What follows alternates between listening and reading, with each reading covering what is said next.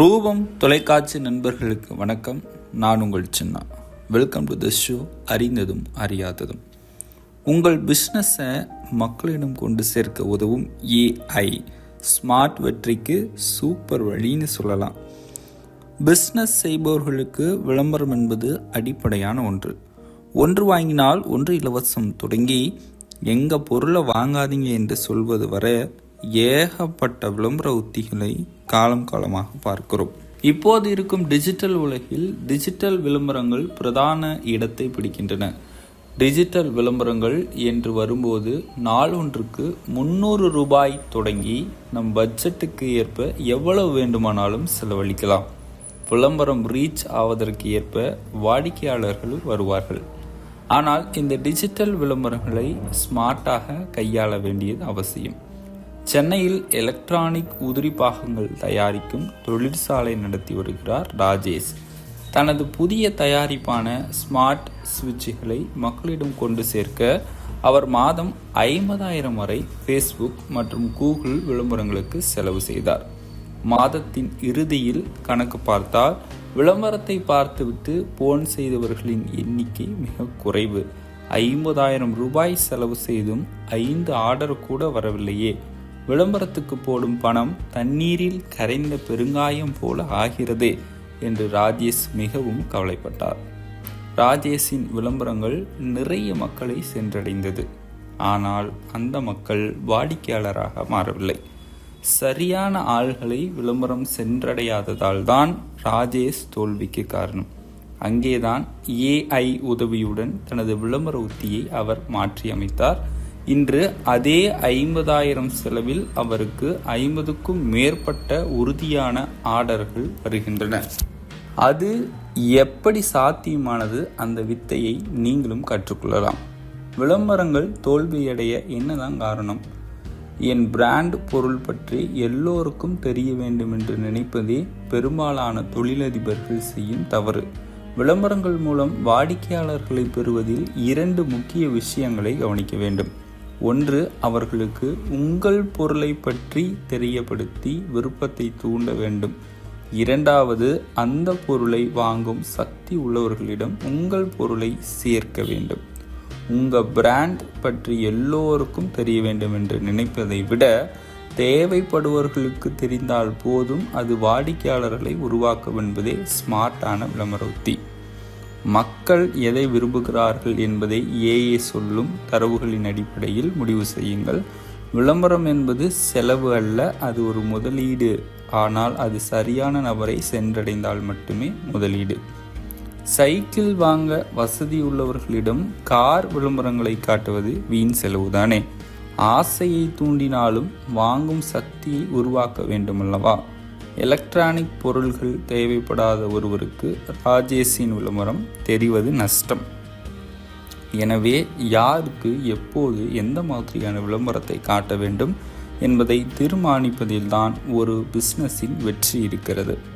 விளம்பரத்திற்கு உதவும் ஏஐ. இந்த சூழலில் ராஜேஷ் தனது பிராண்டுக்கு விளம்பரம் செய்ய ஏஐ எப்படி பயன்படுத்துவது என்பதை ஆராய்ந்தார். AdCreative.ai மற்றும் கூகுள் ஏஐ ஆட்ஸ் போன்ற கருவிகளை ஆன்லைன் பரிந்துரை செய்தது. ராஜேஷ் AdCreative.ai என்பதை தன் தொழிலுக்கு விளம்பரம் செய்ய தேர்வு செய்தார். நிபுணரை போல அவருக்காக வேலை செய்தது. தனது தாயாரின் பெயர், லோகோ மற்றும் அதன் சிறப்பம்சங்களை AdCreative.ai இதில் உள்ளீடு செய்தார். புதிதாக வீடு கட்டுபவர்கள் மற்றும் எலக்ட்ரீஷியன்களுக்கு மட்டும் என் விளம்பரம் தெரிய வேண்டும் என்று ஏஐயிடம் ப்ராம்ப்ட் செய்தார். ஒரே நிமிடத்தில் அந்த ஏஐ நூற்றுக்கணக்கான விளம்பர போஸ்டர்களை உருவாக்கியது. அவை ஒவ்வொன்றும் விற்பனையை தூண்டும் வண்ணங்களிலும் வாசகங்களிலும் இருந்தது. ஏஐ விளம்பர மேலாண்மை என்னென்ன வேலைகளை செய்கிறது? அதிகம் ஈர்க்கும் டிசைன்கள், எந்த மாதிரியான படங்கள் இருந்தால் மக்கள் கிளிக் செய்வார்கள் என்பதை முந்தைய கோடிக்கணக்கான விளம்பரங்களை ஆராய்ந்து ஏஐ முடிவு செய்கிறது. சரியான நபரை தேடுதல். உங்கள் வெப்சைட்டுக்கு வந்தவர்கள் அல்லது உங்கள் பொருள் அல்லது சேவைகளை தேடுபவர்களை மட்டும் குறிவைத்து விளம்பரத்தை காட்டும். இதனால் தேவையற்றவர்களுக்கு விளம்பரம் தெரிந்து பணம் வீணாவது தடுக்கப்படுகிறது. வெற்றியை தீர்மானித்தல். 2 விதமான விளம்பரங்களை ஓடவிட்டு எதில் அதிக ஆர்டர் வருகிறது என்பதை AI கவனிக்கும். லாபம் தராத விளம்பரத்தை அதுவே நிறுத்திவிட்டு லாபம் தரும் விளம்பரத்துக்கு உங்கள் பட்ஜெட்டை திருப்பிவிடும். முதலில் உங்கள் பிராண்டுக்கு மாதம் எவ்வளவு செலவு செய்ய முடியும் என்பதை முடிவு செய்யுங்கள். ஆட் கிரியேட்டிவ் AI போன்ற தளத்தை பயன்படுத்துங்கள். ஒரு டிசைனர் இல்லாமல் நீங்களே மிக சிறந்த விளம்பர படங்களை உருவாக்கலாம். இப்போது இந்த தளங்களிலே AI வசதி உள்ளது. உங்கள் விளம்பரத்தை யாரிடம் காட்ட வேண்டும் என்பதை அந்த தளத்தின் AI இடமே விட்டுவிடுங்கள்.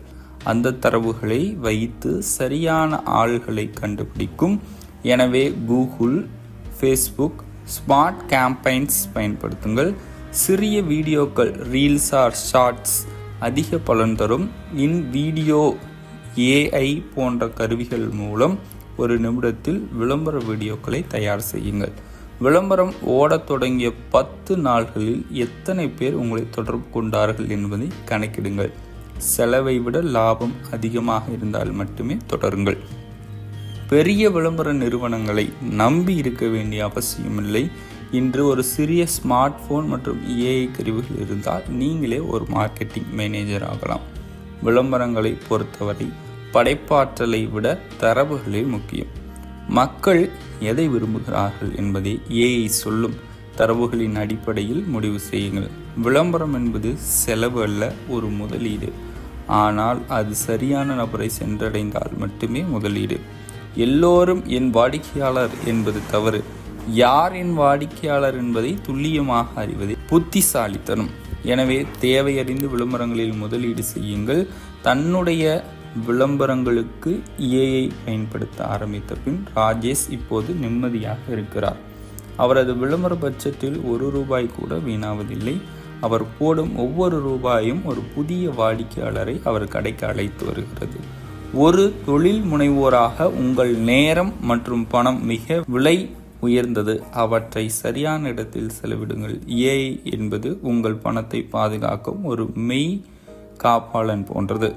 அதை பயன்படுத்த தொடங்குங்கள். உங்கள் பிஸ்னஸ் மளமளவென வளர்ந்தடையும். வாழ்த்துக்கள். இது போன்ற சுவாரஸ்யமான கதைகளை கேட்டறிய ரூபம் டிவியை மறக்காமல் சப்ஸ்கிரைப் பண்ணிக்கோங்க. உங்கள் நண்பர்களுக்கும் ஷேர் பண்ணிடுங்க.